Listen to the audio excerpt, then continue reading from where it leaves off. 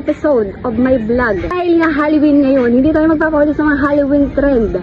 So, magme-makeup tayo ng nakakatakot. Hindi pa ba nakakatakot ito? So, ang gagawin nga natin ngayon, ang inspo natin is ang white lady. Kasi naman, may long hair na tayo. Okay na to, check na yan. So, sa pandok na lang kita, sa mukha na lang natin.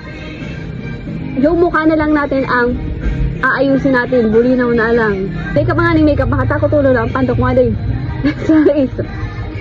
So first, so lalagyan natin ang foundation day, ang ating makapal na mukha. White lady, tabi kita. White lady, pero negra. Pero negra kita. Initon. So paano ba ito i-blend? Damn, nabiblend ang makeup na ini. Oh my gulan. Wala man kitang pang arog-arobakan sa mga pang make-up. Ang kamot ng tanan sa lang. Parehas mo sa lang paduwa ng kaan.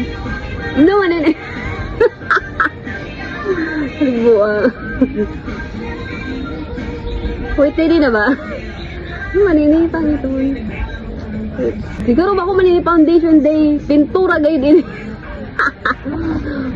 Dapat pala lang ang linigay ko lang sa aking mukha is yung pintura doon sa sementeryo. Biyo parang ganda, muti lang, pandok na. Nainito.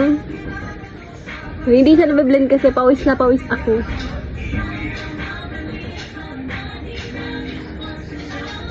So, ayan na po mga madibula pa. So, lalagyan natin siya ng powder mga madibula pa dito ng lakado. So, next naman is ayusin natin ang ating kilay. Maski white lady, dapat magkiray. Kilay is light.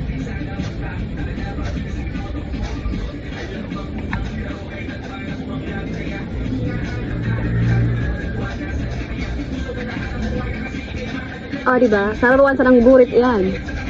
Mukupan tayo di mataas ini di ba?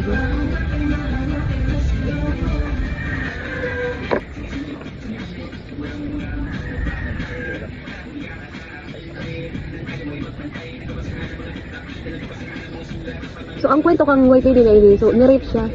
So, binuwag siya, hindi kaya nag-ego siyang pasa. So, ang cause of death niya is, pinusakan tiga po.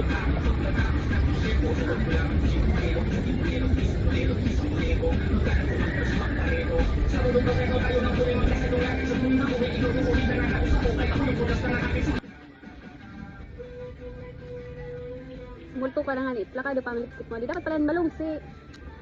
Lang saan na rin.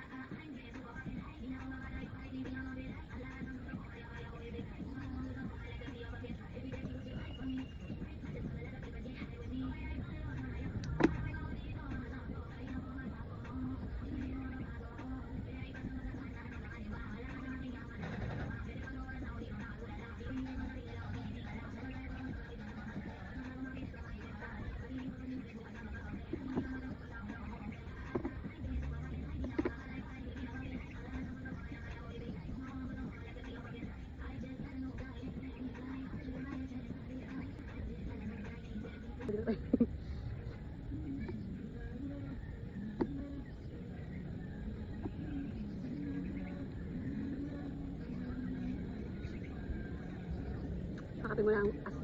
Makapin mo ng white lady. White lady ba o pulube?